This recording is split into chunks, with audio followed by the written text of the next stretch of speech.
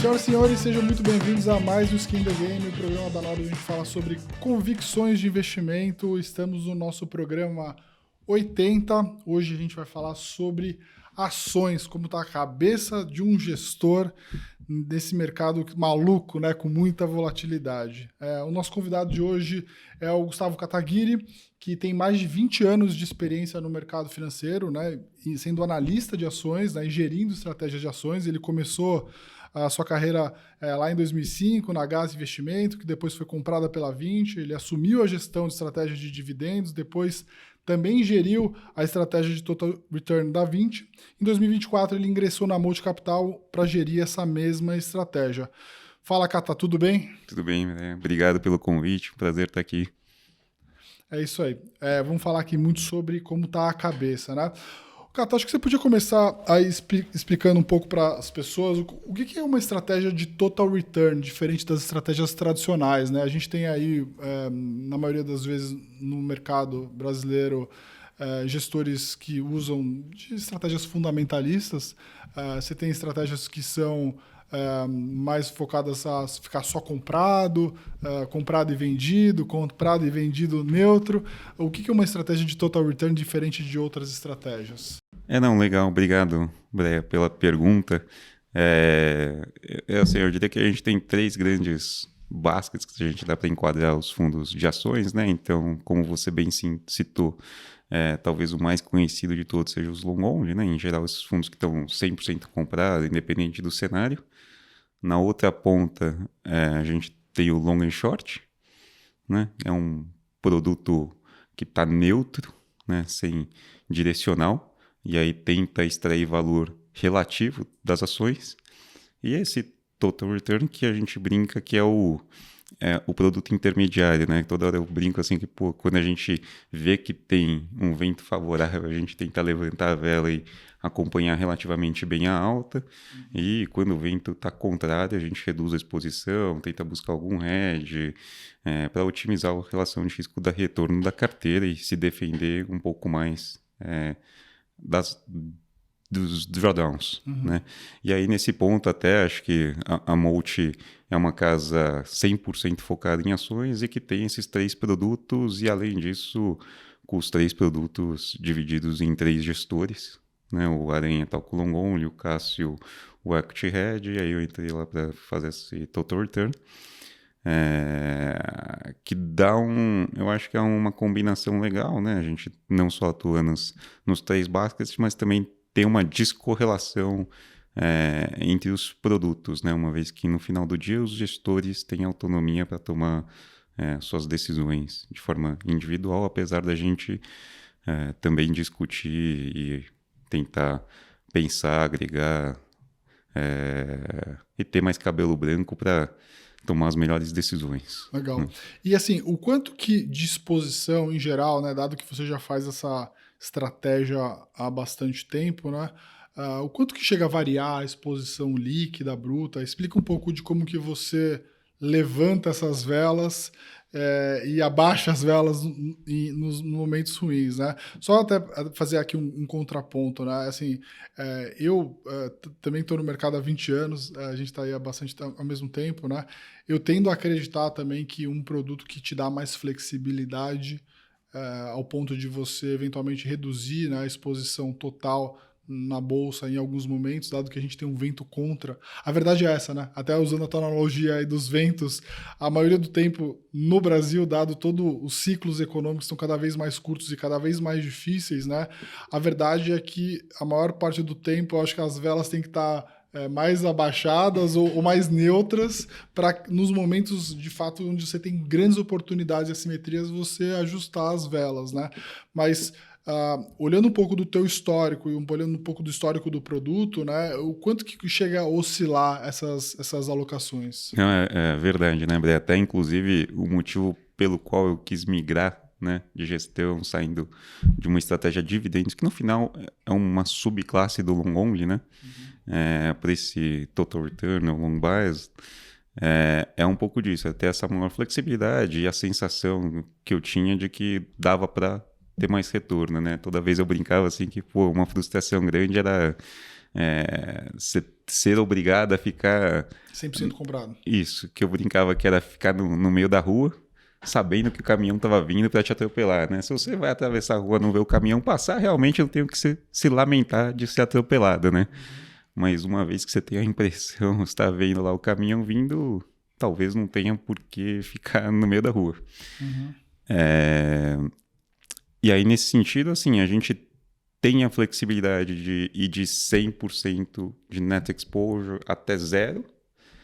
E a verdade é que eu acho que é difícil a gente baixar muito de 25%, porque a gente vem fazendo a gestão desse tipo de estratégia desde o início de 20, né? E aí passamos por diversos ciclos, apesar do não ser um espaço de tempo tão longo, né? Porque 2 meses depois de abrir a estratégia, a gente já estava numa Covid. Logo depois entramos num boom, né? De mercado, depois uma outra restrição, mudança de governo, e aí olhando para o passado, dado que a gente também tem esse approach, não só o top-down, né? Mas também o bottom-up, ou seja, o valor que você está comprando ou vendendo os ativos importa, né? E são esses 2 grandes drivers que faz a gente ajustar o tamanho da nossa vela, né? Foram momentos assim, que nem na Covid, depois que todo mundo, o mercado já descobriu a Covid e tudo caiu muito rápido, a gente tinha vontade de aumentar a exposição. Chegamos a baixar para 66% comprado, mas na época com hedge de dólar, que protegia ali 80% do nosso fundo, mas logo depois quisemos aumentar. E também eu acho que o outro momento que a gente diminuiu bastante, que foi no meio de 23, né, para a eleição do Lula, reduzimos para 40%, também com coisa de 20% na época de exposição ao dólar. E na verdade a gente não reduziu mais de tanta empresa que a gente começou na verdade, eu acho que a gente foi para um pouquinho na casa de 30% então, comprado. E a gente não reduziu mais por encontrar diversas empresas na casa de 3 vezes lucro, 25%, 30% de dividend yield, sem dívida. Então, que é o ponto que a gente fala que o mercado paga a gente para correr o risco. E aí a gente foi comprando N empresas. Até a última vez que eu vim aqui, eu acho que a gente comentou da Marco Polo e de outros cases ali que eram isso, assim. Estavam negociando a 3 vezes lucro, mais de 25% de dividend yield. A Marco Polo é uma ação que multiplicou por 4 desde a eleição do Lula. E ela continua vendendo ônibus quase que independente do cenário, né? Na verdade, até a pandemia foi o que fez o mercado dela melhorar bastante, né? Que as pessoas mudaram um pouco seus hábitos, né?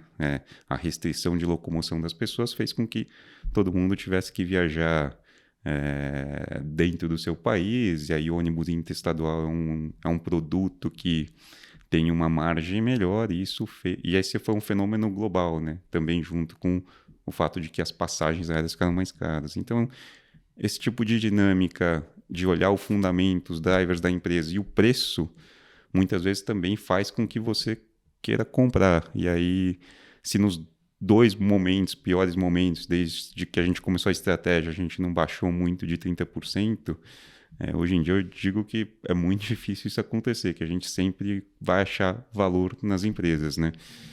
Ou mesmo quando a gente for fazer a gestão de um fundo de dividendos em 2013, 14, 15, também a gente vivia encontrando empresa pagando 25%, 30% de dividend yield. Então é difícil não querer começar a comprar esse tipo de empresa nessas horas. Sim. Tem vários gestores de ações que a gente traz aqui e existe um consenso entre eles, né? Uns estão mais otimistas, outros menos otimistas, mas existe um consenso de que essa talvez é uma das piores crises que eles já passaram, né? Eu já trouxe gestores aqui que estão há 20 anos, há 30 anos, até quase mais de 30 anos no mercado, né? Esse momento especial, eu digo, para a Bolsa e para a indústria de fundos como um todo, né? Assim, olhando um pouco para trás, como que você caracteriza o momento atual, né? Olhando para o teu portfólio, olhando até de como que está a sua vela, né? Você está assim, um cara super otimista nesse momento ou você está mais no meio do caminho? A gente diria que está relativamente bem otimista na composição de que é o que está precificado e que está sendo pago e quanto a gente está sendo pago para tomar esse risco, né? E aí, só para dar um plano de fundo também, a gente acha que tem 3 grandes ondas acontecendo muito antes onde só a terceira é a eleição, né? Na verdade, essa primeira que a gente está vivenciando agora tem muito mais a ver com o fluxo global, onde o dólar fraco e a descentralização de recursos dos Estados Unidos, que hoje está com 70% aí dos recursos do mundo, mais ou menos, é o que está fazendo o dinheiro fluir para o mundo inteiro. E o mundo inteiro, não é só o Brasil, a Bolsa Brasileira que foi bem, né? Mas praticamente todas as bolsas do mundo. Então esse acho que é o primeiro driver. O segundo, que é o que a gente está começando a discutir agora, é o corte de juros. E também a Bolsa começa a performar melhor uns 6 meses antes do corte de juros. E aí, se a gente pensar que vai cair, seja em janeiro, dezembro, algum período por ali, a gente já está nessa janela de 6 meses. Né? E um juros de 15% ao ano, com a economia desacelerando e a inflação controlada, né? Rodando aí na casa de 5%, ou seja, a gente está com juros real de 10%, parece fazer pouco sentido, na nossa opinião. Então, um pouquinho mais cedo, um pouquinho mais tarde, eu até acho que tem motivos econômicos e até um discurso talvez político para começar a fazer cair um pouquinho mais cedo, né? De essas mudanças do Banco Central alguns diretores vão acabar saindo de lá, então talvez começar esse início de corte ainda quando ainda tem esse pessoal mais hawkish lá, talvez seja até bom, mas para a bolsa acho que faz pouquíssima diferença se vai começar um pouquinho antes ou um pouquinho depois. E aí depois a gente vai começar a discutir o terceiro, que a gente já está falando um pouco, né? Mas que eu acho que vai emendar a terceira onda, que é a do ciclo político, tá? Onde a gente tem a impressão que no Brasil não é alguém que ganha, é o outro que perde. Tá? Então, acho que quando a gente vê as últimas eleições, né? A Dilma ou o PT na época perdeu, dado a situação econômica, dado a preocupação com corrupção, lava-jato naquele momento. Depois o Bolsonaro também perdeu a outra eleição decorrente de como foi gerida a crise da Covid. E agora a gente tem a impressão também que a preocupação é com o atual governo, né? E, de novo, economia, inflação e corrupção que volta a ser uma preocupação em algumas pesquisas que tende a fazer com que esse governo não seja reeleito. Tá? E aí, depois só que a gente vai entrar na discussão se quem que vai estar aí, quem que seria o principal nome da direita, mas acho que o principal ponto é que a última eleição já foi super equilibrada, né? Então acho que só essas mudanças de percepção da população já faria com que o resultado fosse diferente hoje.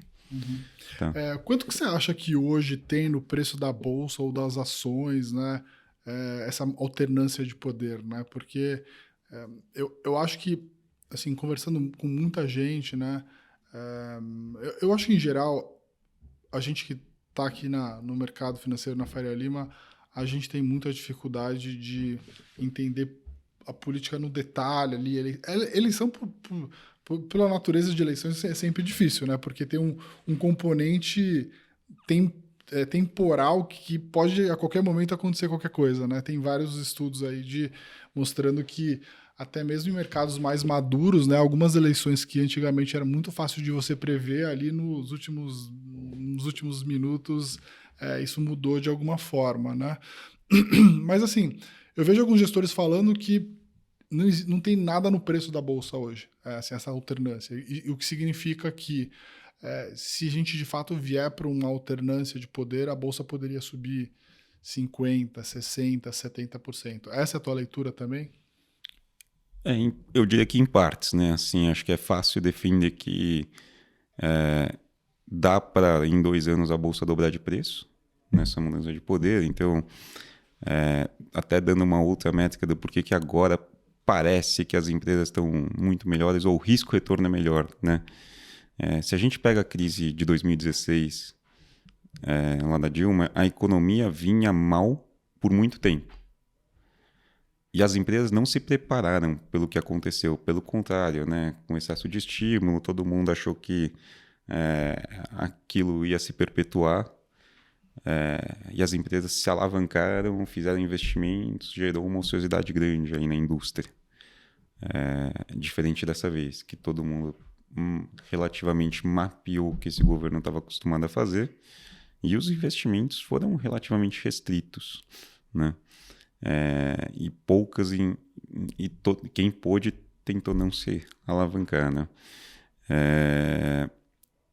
A consequência disso tudo, e ainda mais dada a realização da Bolsa, é que se em 2016 o juros real era na casa de 6,5 e o Ibovespa tinha um dividendo médio na casa de 3, desta vez, na virada do ano, o juros real estava ali em 7,5 mais ou menos, né, das Bs e tal, e o dividend yield da Bolsa era acima de 8. Né?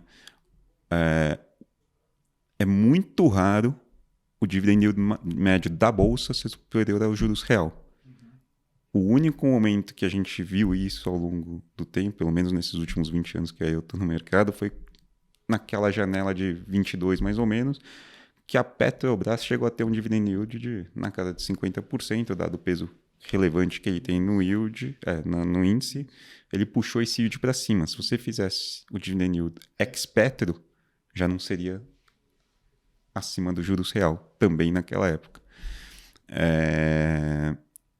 Então, é por isso que dessa vez eu falo assim, as empresas estão relativamente bem e você está sendo pago para correr o risco. Diferente de 16, que a gente tinha que olhar para frente, para mudança, para melhoria da economia, desalavancagem das empresas. Hoje, é super comum você comprar empresas a menos de 10 vezes earnings e mais de 10% de dividend yield. O que você está querendo dizer é o seguinte, né? Assim, a gente vai ser bem remunerado esperando, dado que as empresas hoje têm um nível de rentabilidade bastante alto, então ela paga para você esperar algo acima do que você ganha na renda fixa. Só para explicar também um pouco para o pessoal, né? Por que comparar juro real com dividend yield? Né? No limite, quando você aplica num título de renda fixa, esse título de renda fixa ele vai te pagar ali hoje 6, 7%. De novo, não é isento, tem títulos isentos, é óbvio, mas olhando aí para o Tesouro, né, hoje, que é o título de referência, ele vai te pagar entre 7% e 6%. E você vai ser... o seu título vai ser reajustado pela inflação ao longo do tempo. Ao investir na bolsa, hoje você está recebendo um dividendo da ordem de 6%, 7%. E, né, dado que as empresas conseguem repassar preços ao longo do tempo, né, o teu ativo, que é a empresa, né, o teu principal é a empresa, isso está sendo reajustado à inflação ao longo do tempo. Inclusive, as empresas podem ter crescimentos acima de inflação, né? Dado que tem empresas que, além de repassar os seus preços, elas ganham market share ou o mercado delas está em crescimento. Isso, né? tem pouquinho do PIB, né? Do volume. Do PIB também, né? A gente tem um PIB que, de fato, que está surpreendendo para cima, né? Principalmente em alguns setores, né? Mas é bem legal essa tua análise e, assim, acho que reforça um pouco do que a gente tem ouvido dos gestores, né? De que, de fato, assim, a gente tem um bom momento hoje para comprar bolsa, né? É até legal até o que você ter falado, né? Porque, assim, acho que em geral as pessoas têm muita dificuldade hoje, né?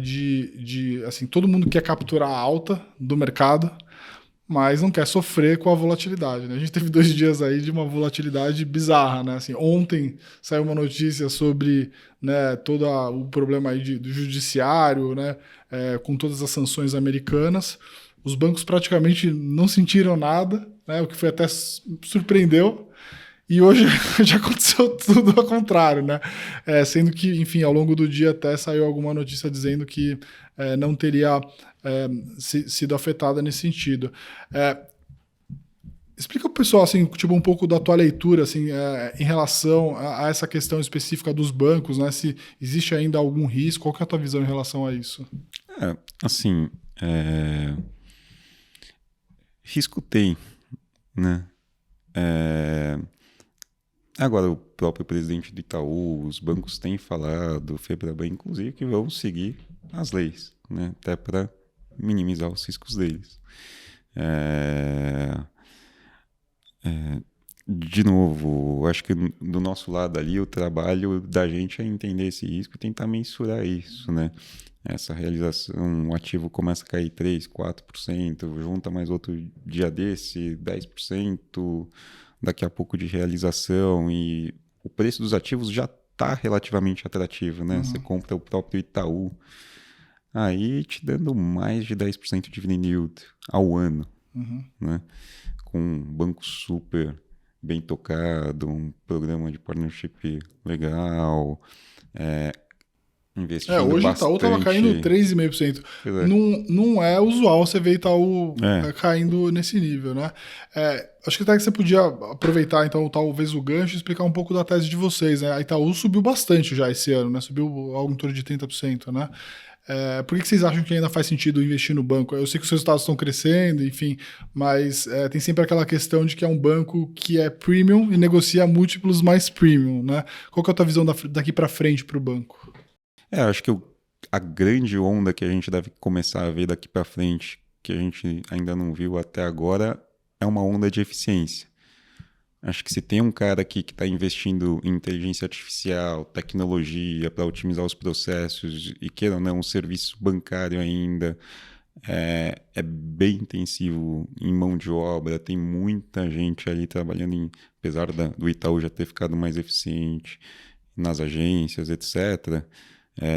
Eu acho que o Itaú, o setor como um todo, mas eu acho que o Itaú vai ser pioneiro nessa onda, vai ganhar bastante eficiência daqui para frente. Então, é, em muitos casos a gente vê todo mundo muito preocupado na receita, a gente acha que a gente vai começar a vir a onda de eficiência, além de tudo que o banco já está fazendo.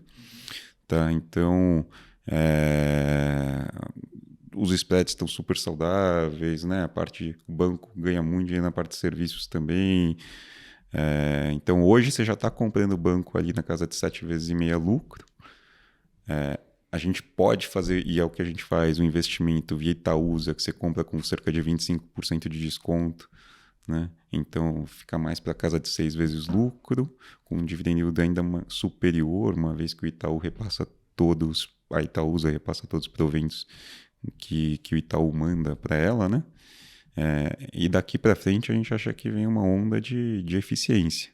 E o banco sempre vai bem, independente do cenário de juros, economia, né? Muitas vezes a gente até fala que o Itaú causa recessão, né, do país, uma vez que se ele fechar a torneira do crédito, não tem como o crédito do país continuar tão pujante assim, tá? Eu lembro de que quando a gente começou a Nord, né?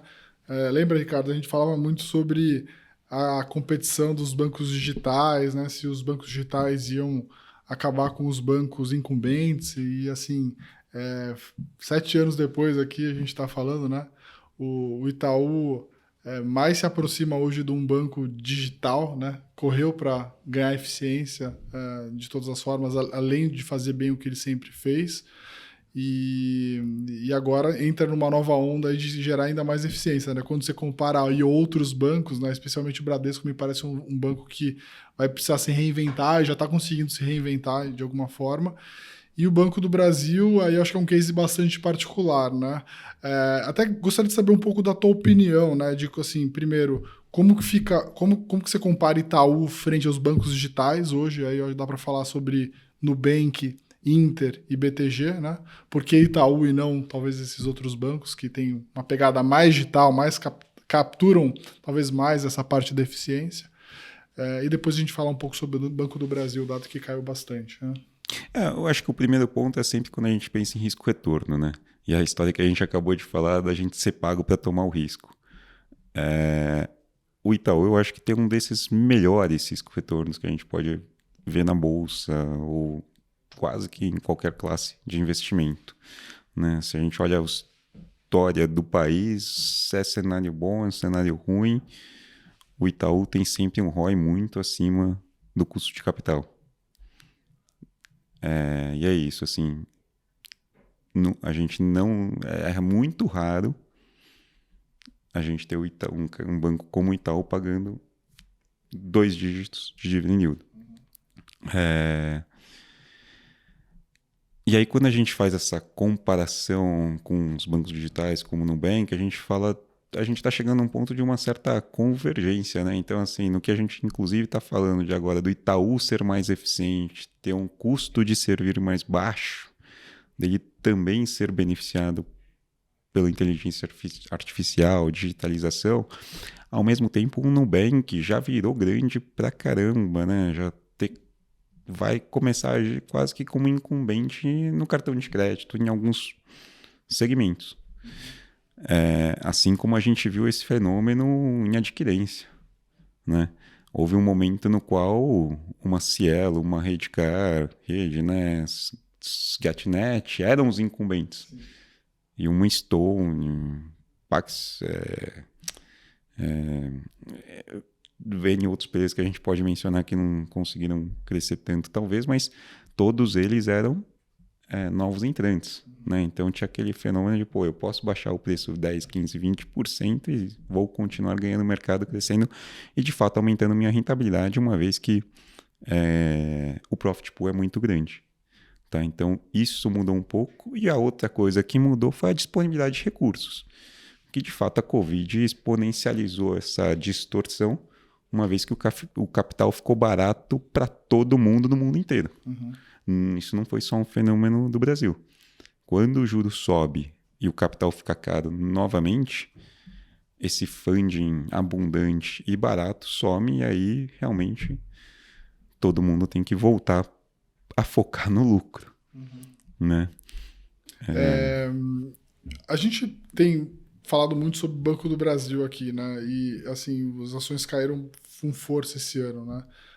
Primeiro, os resultados ruins de agro e, enfim, não dá para também hoje, de alguma forma, não dizer que existe alguma interferência ali, né, na gestão, né? Dado que foi feita toda uma mudança na gestão desse governo, né?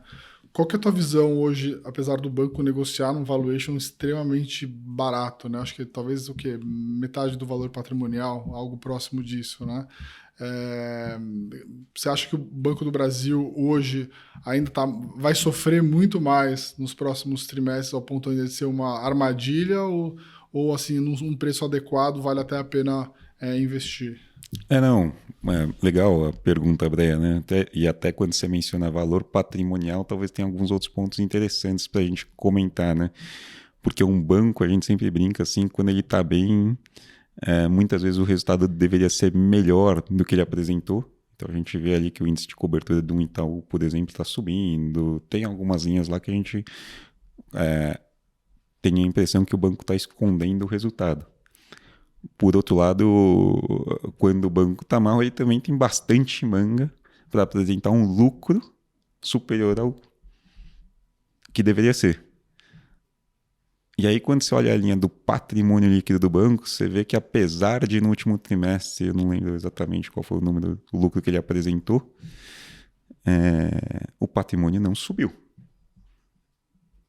E o normal é que o patrimônio de qualquer empresa, não só um banco, suba o lucro menos os dividendos.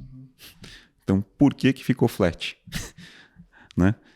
Então, teve vários outros ajustes que o banco passou direto no patrimônio.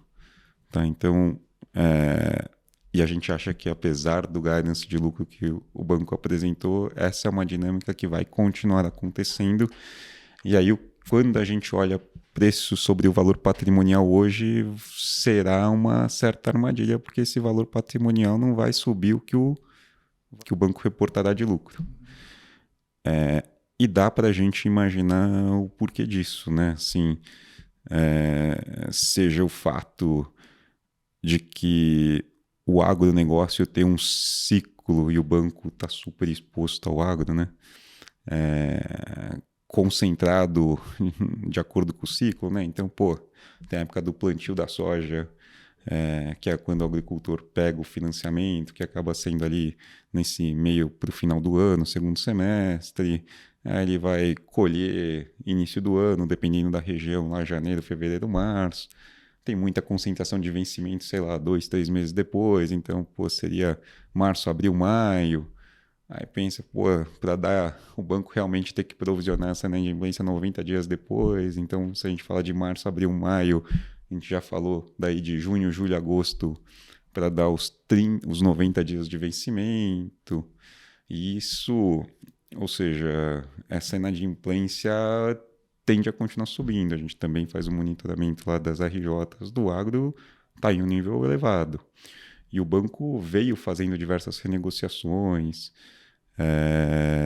Tem mudança de lei também, que a PF também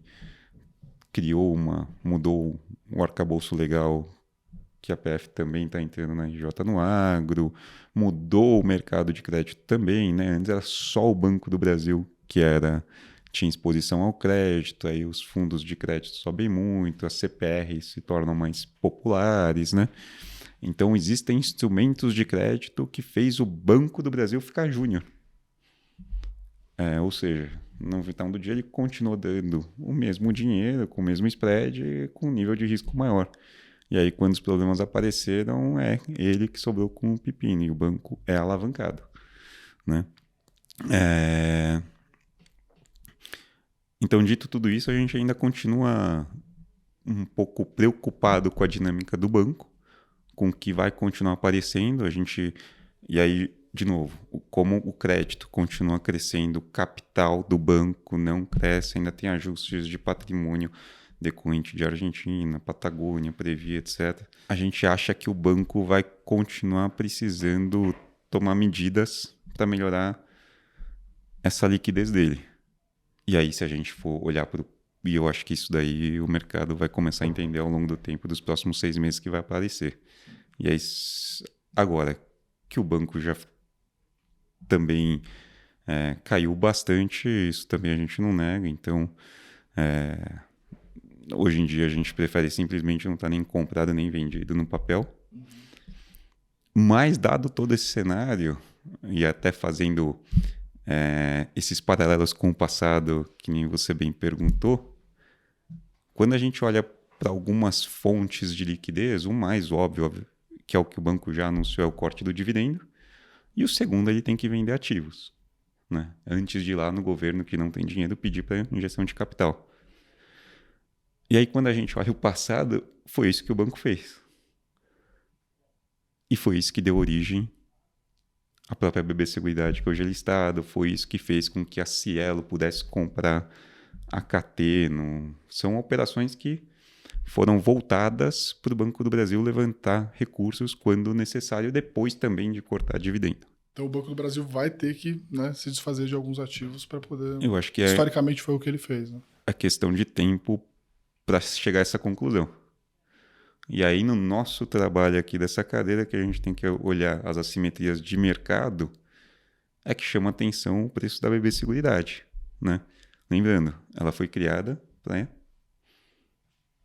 É um contrato criado, já começa por aí, né? Para quem não conhece a BB Seguridade, é simplesmente um contrato onde grande parte do lucro dela é uma comissão, onde assim, os funcionários das agências do Banco do Brasil vendem produtos de seguro, seja de vida, etc., prestamista, rural, previdência.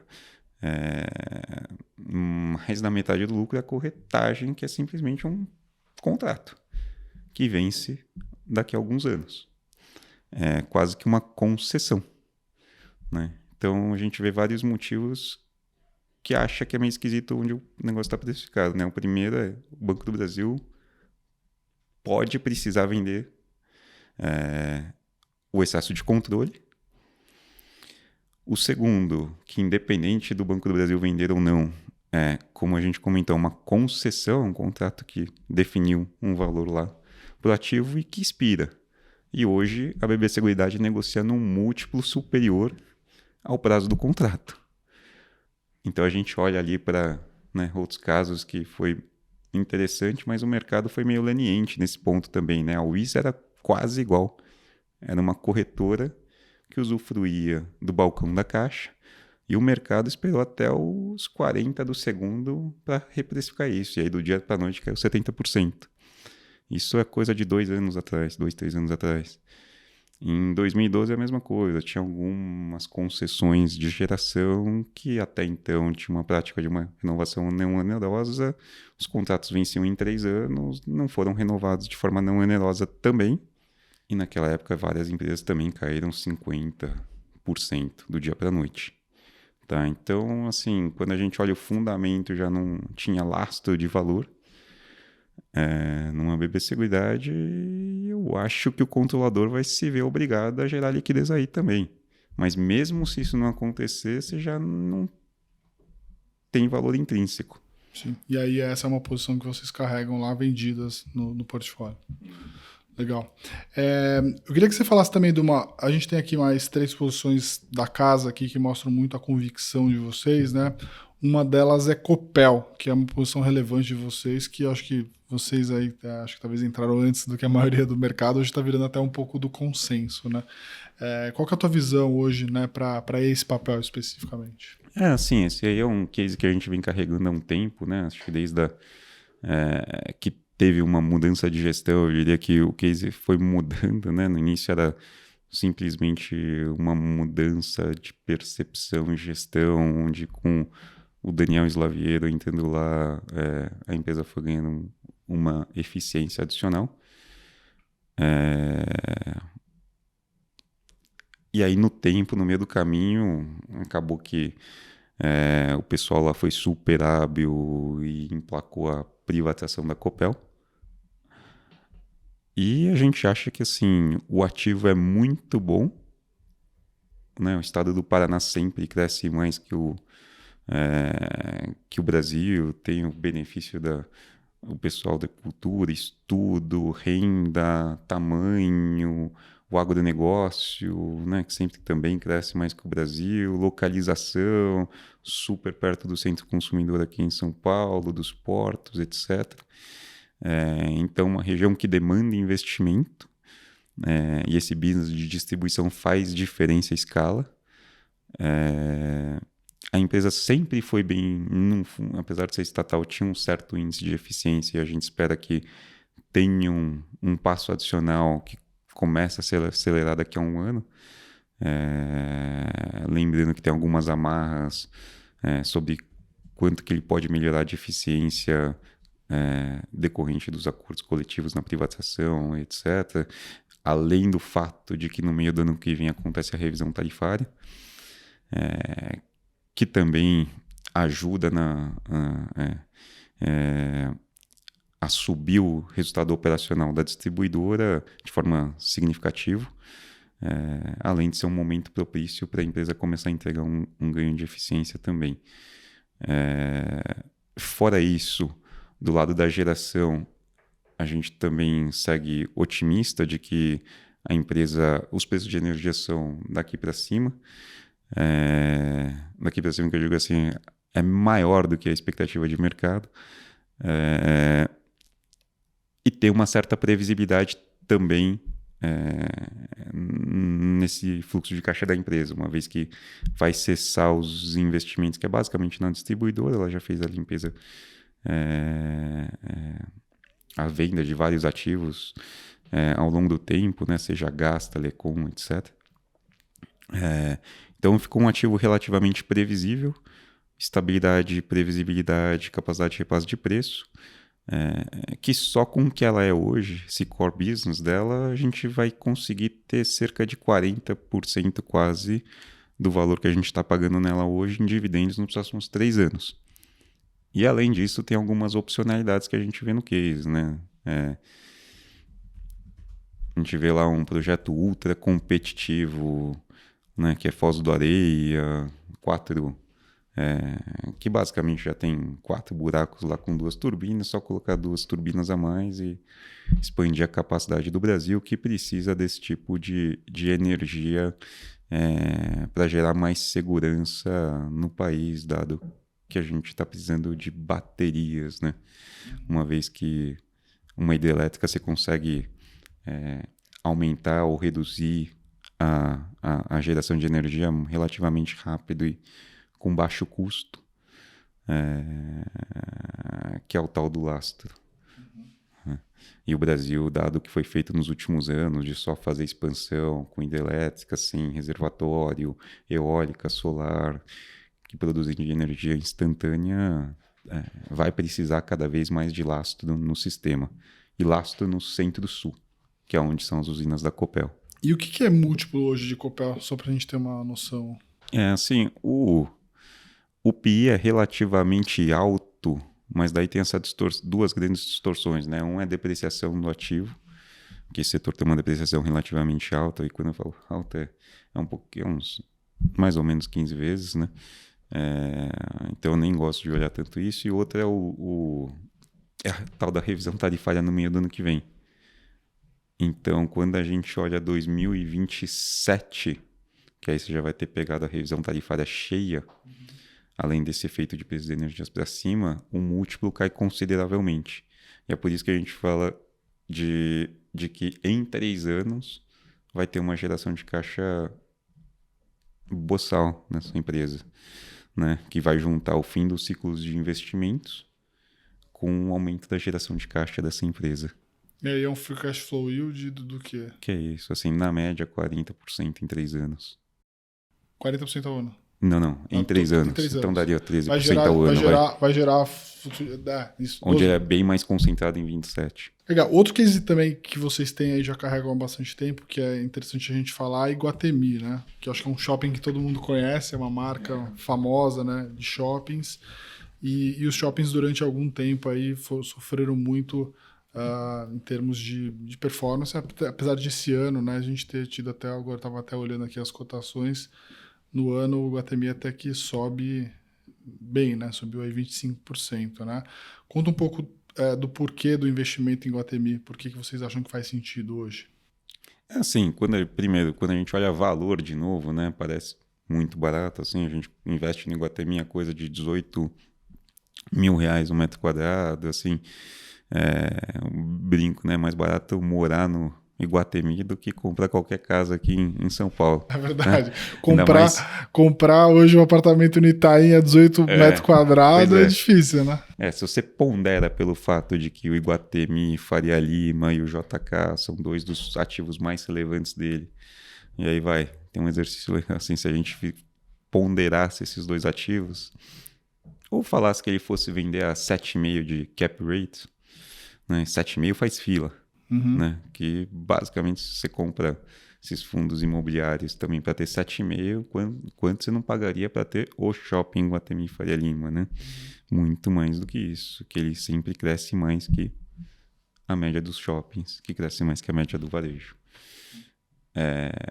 O resto você compra, significaria que na nossa conta ali você compra o resto do shopping Iguatemi a 50% de cap rate. Sendo que hoje a gente compra ali o Iguatemi como um todo na casa de 16 de cap, né? Então, fazendo um outro paralelo, se a NTNB a gente acha bacana, né? Comprando a 6,5, 7, o shopping Iguatemi você tem quase que 10 pontos percentuais de spread a mais. O que, quando a gente olha o passado, nunca teve nesse patamar de spread que a gente está vendo hoje. Hoje, comprar Iguatemi é igual comprar uma NTNB mais 10. Isso, que eu acho que, na verdade, que nem a gente falou anteriormente, né? NTNB mais 10, que aí você passa a inflação, e mais PIB. E aí, quando a gente olha, por exemplo, desde 2020, só para mostrar que realmente eles crescem mais que a inflação, o IPCA, desde 2020 até hoje, foi na casa de 40%. O IGPM, que foi super alto, foi da casa de 70%. E a receita do Iguatemi subiu mais que 100% da parte dos aluguéis. Né? Então você consegue ver quantitativamente que eles, de fato, continuam reajustando acima da inflação o aluguel. E eles podem fazer isso porque o lojista está vendendo mais. Né? E o custo de ocupação do lojista continua caindo. E aí teve um outro fenômeno que nos últimos anos foi muito bom, seja por Iguatemi, uma Múltipla, principalmente esses dois grupos, que com essa explosão de fundos imobiliários, na prática o que eles fizeram foi uma reciclagem de portfólio, né? Então eles pegaram o que eles achavam, e a gente concorda também, que eram os piores shoppings deles, e venderam para alguns fundos imobiliários, o que fez com que atualmente o portfólio dele é ainda melhor que no passado. E isso a gente acha que tem até alguns efeitos colaterais positivos quando a gente olha, pensa para frente, né? Então, pô, é relativamente comum o varejista ir lá e falar, pô, ó, eu vou aceitar esse reajuste aqui nesse shopping no Iguatemi Faria Lima e tal, mas aquele outro lá eu vou querer um desconto, né? Porque lá senão eu vou sair, afinal ninguém quer ficar lá, etc. No que esses grandes grupos começaram a diminuir a relevância desses piores produtos, shoppings, acabou essa... ou diminui, muda bastante esse poder de barganha, né? E o que a gente está vendo nesse momento também é que o varejo ainda está relativamente bem, apesar da gente estar vendo essa desaceleração, a taxa de ocupação está super baixo desses shoppings bons, como no Iguatemi, Multiplan. Taxa de desocupação. Isso. Existe fila, procura, o que dá a entender que a gente vai continuar vendo aumentos reais do aluguel. Então, dá para dizer aí de alguma forma que Iguatemi hoje você pode comprar a R$16 mil o metro quadrado, que equivale quase a uma NTNB mais 10, mas com possíveis crescimentos acima da inflação, dado que historicamente ele sempre cresceu a mais da inflação, né? Então é diferente de você ter o seu principal reajustando pelo IPCA, ajustando pelo IPCA turbinado, né? Num setor que varejo é altamente dependente de taxa de juros, e a gente tem essa segunda onda que a gente falou lá no começo, de a gente ter um ciclo de taxa de juros provavelmente para baixo aí no segundo semestre, né? E aí quando você... No segundo ou no começo do ano que vem, né?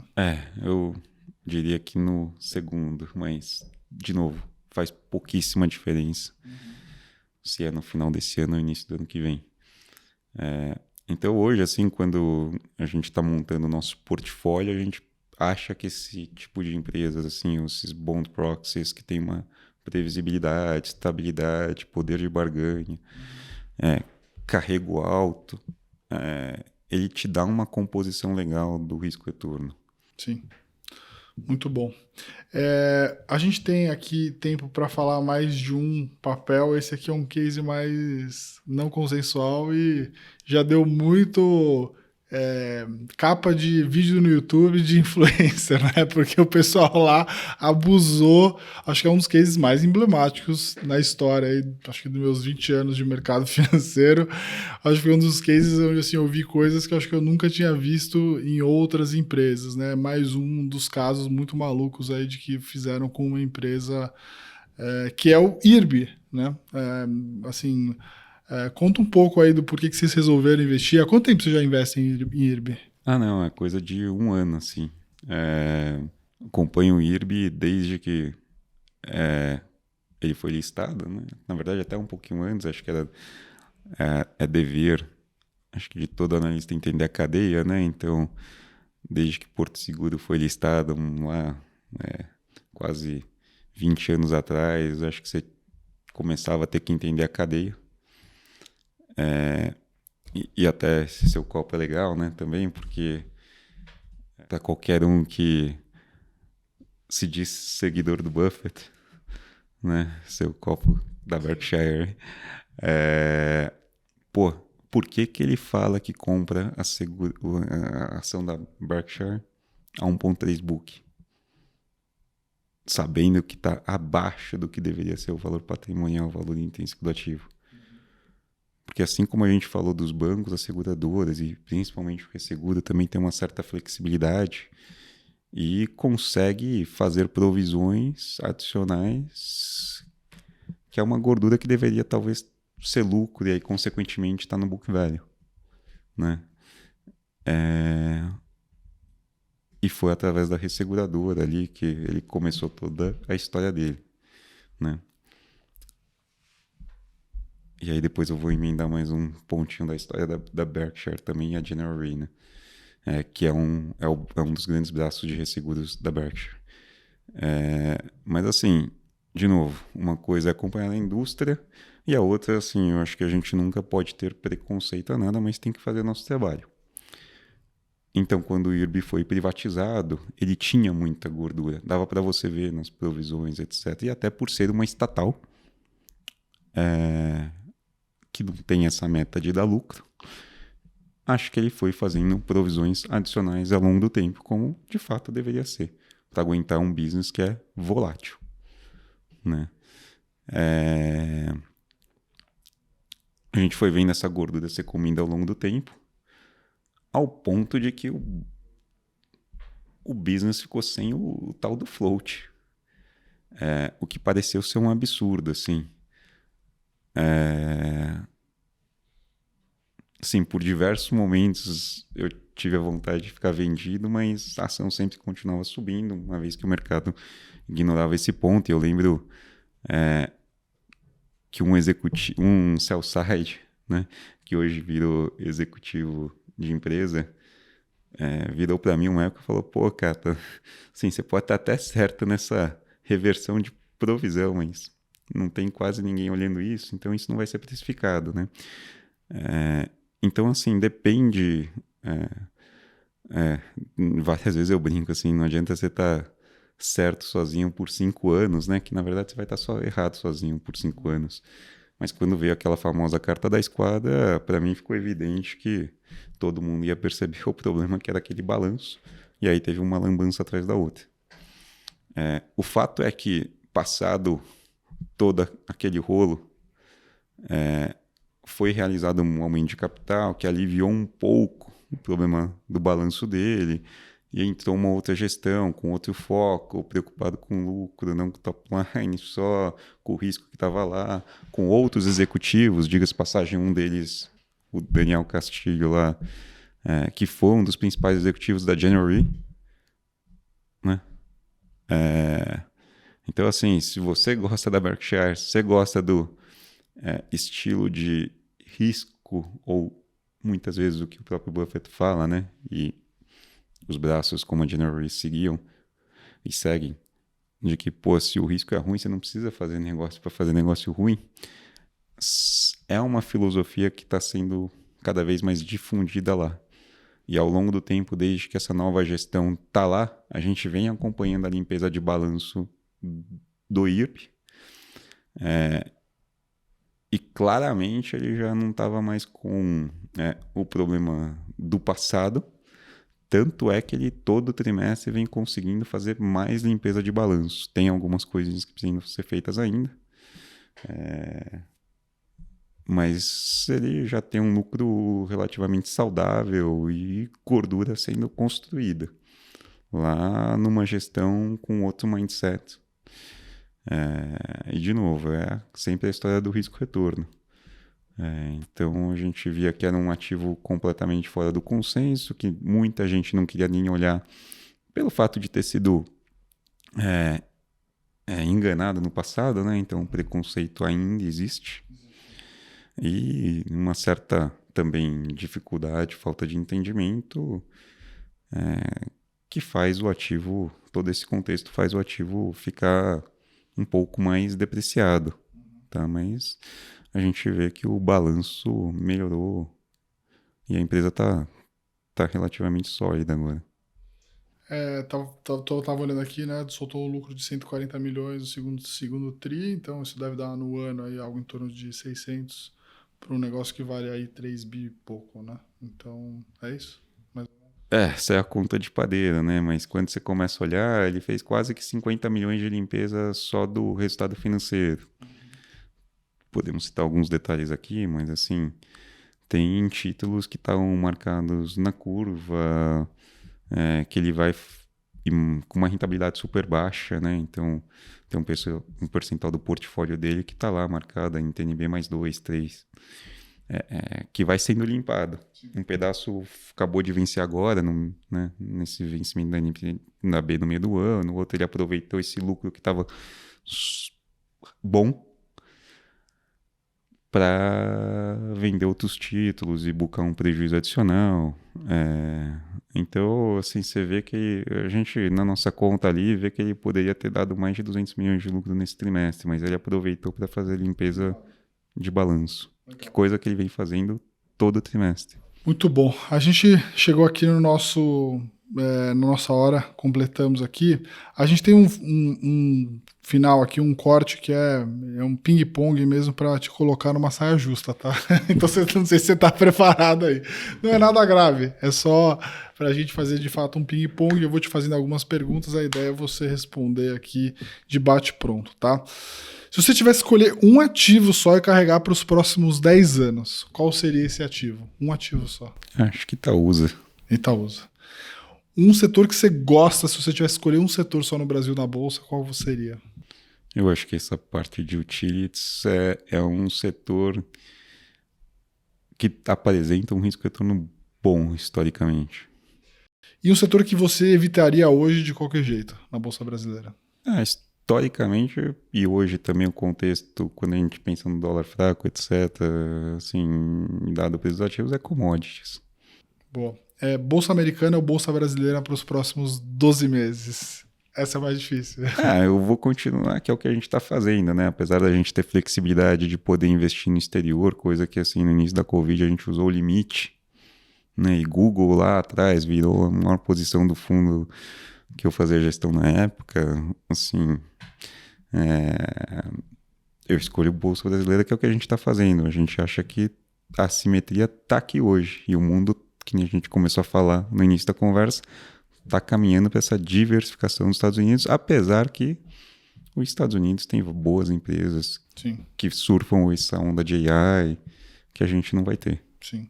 Hoje vocês não têm nenhuma posição lá fora, então... Temos. Sim, eu gosto bastante desse case de NVIDIA, por exemplo, mas é a única que a gente carrega, assim. NVIDIA já carrega há bastante tempo? Carregamos, sim. E ainda mesmo nesse valuation absurdo aí, quase 4 tri de dólar. É que a gente não olha muito, claro que olha market cap, mas é sempre a relação de preço-lucro, né?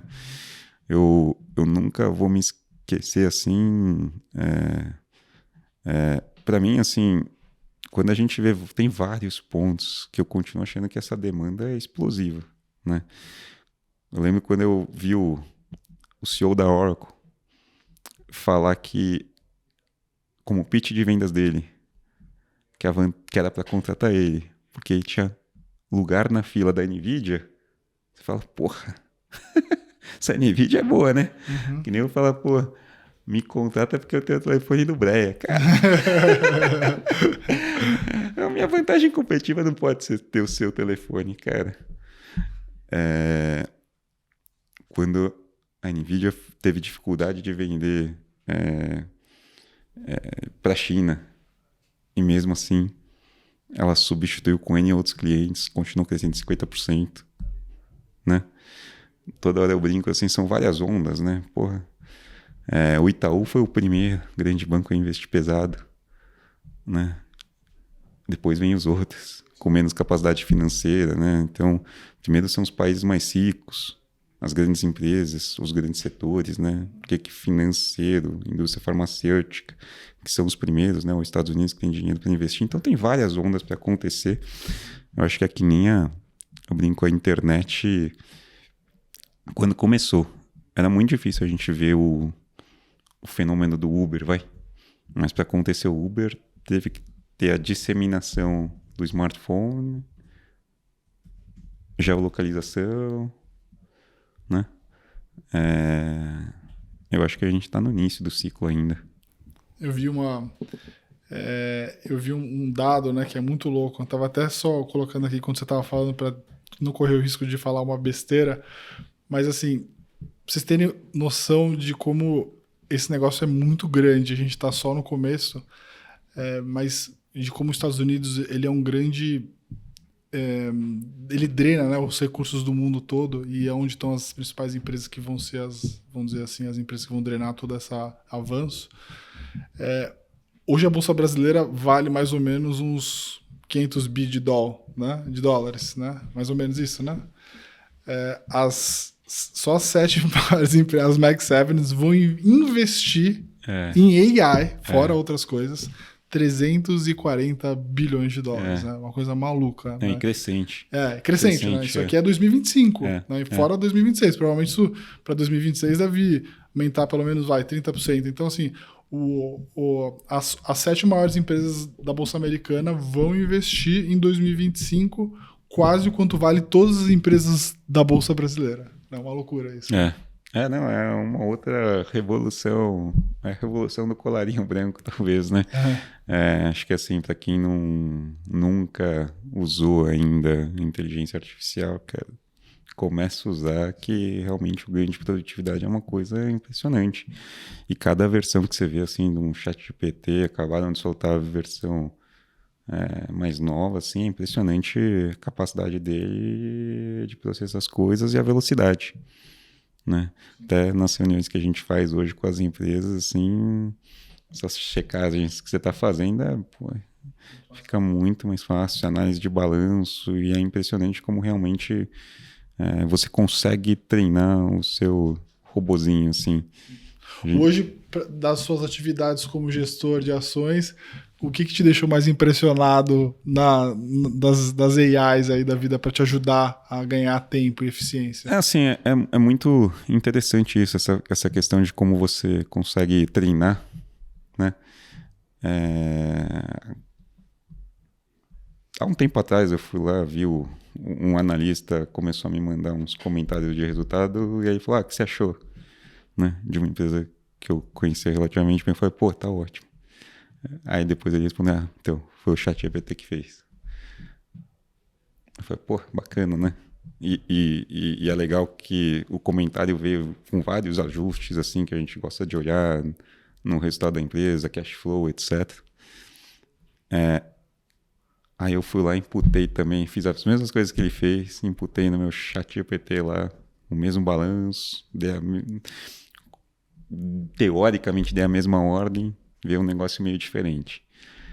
Aí olhei lá com ele exatamente as palavras que ele escreveu, botei a mesma ordem, meio diferente. Ele faz a análise correta, mas sim, ele que estava usando há mais tempo já tinha instruído de, olha com mais cuidado tal coisa, tal coisa, tal coisa, tal coisa. Tinha uma análise melhor do que o meu ChatGPT com os mesmos comentários, e eu copiei tudo dele, copiei o perfil, etc, assim, para realmente tentar fazer tudo igual. Então você vê que realmente é um negócio que quanto mais você usa, maior seu ganho de eficiência. Gera até questionamentos de longo prazo que a gente está fazendo, né? Porque vários dos trabalhos que a gente está otimizando ali, assim, são esses trabalhos por hora mais braçal, que teoricamente era o que o Júnior faz ainda, né? Aí você começa a pensar assim, como que vai ser a porta de entrada do meu filho, né? Eu também penso isso, e é por isso que quinta e sexta-feira eu não vou vir pro escritório, eu tô indo para um curso de AI for Business, juro por Deus, lá na Intel, eu tô indo pra lá, quinta e sexta-feira eu vou ficar o dia inteiro lá, porque eu já tô me sentindo um dinossauro. O pessoal lá usa de fato mais do que eu, assim, do time. Cara, realmente você vê que, assim, se você não começa, você tá atrasado. Cara, Cata, brigadão aí por ter vindo, aceitado nosso convite. Te desejo sucesso aí. A gente não tinha se falado ainda depois de Molt, né? A gente já tinha se falado em 20, acompanhando o seu trabalho já há bastante tempo, né? A gente acompanha o teu trabalho aí no Total Return, mesmo antes da Molt. E torcer para que a gente tenha um mercado melhor aí para os próximos meses e anos, né? Para tentar surfar aí com as velas bem calibradas para surfar talvez um bom bull market, né? Mas assim, em geral, a gente tem uma visão relativamente parecida, né? Assim, acho que a gente está próximo aí de uma alternância de poder de fato.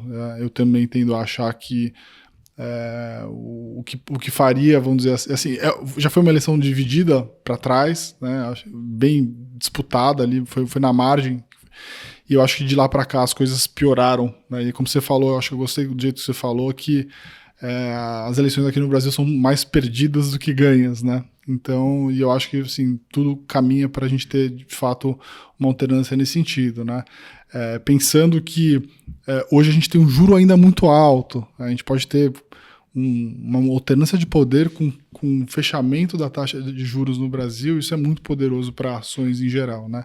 Agora, até lá as coisas vão chacoalhar bastante, como chacoalhou hoje, por exemplo, que a gente está gravando aqui, né? As ações de banco sofrendo aí com as questões relacionadas à política e sanções. Mas, de novo, te agradecer ao pessoal da Molt aí pela sua disponibilidade. Não, pô, em nome da Molt, eu queria agradecer o convite, assim, e pessoalmente, para mim, é sempre um prazer poder atender a qualquer request seu e da Nord, né? Assim, de novo, parabéns aí pela história de vocês também e agradecer também a confiança de sempre. No passado, vocês foram um dos primeiros também a sempre comentar, reforçar o trabalho que eu vinha fazendo e aí, pô... obviamente guardo com carinho toda a consideração, agora de novo a mesma coisa, né? Então, pô, só tenho a agradecer pessoalmente e de novo, parabéns também, porque a história da Nord é bacana pra caramba. Eu tava lembrando aqui com o pessoal antes de vir aqui, o outro escritório que vocês tinham também, quando eu fui lá conhecer também do Elf, etc., mudou bastante. Tivemos professores em comum, né? Isso aí. Levou lá, professores bons, né? Isso aí. Cara, obrigado. Pessoal, agradecer vocês aí por ter acompanhado o episódio. Lembrando aqui que a gente vem a cada 15 dias no YouTube, também está disponível aí no Spotify, também os nossos cortes. Sigam a gente também nas redes sociais. Não esqueça de deixar o seu like e acompanhar nossos próximos episódios. Obrigadão, um abraço e até a próxima.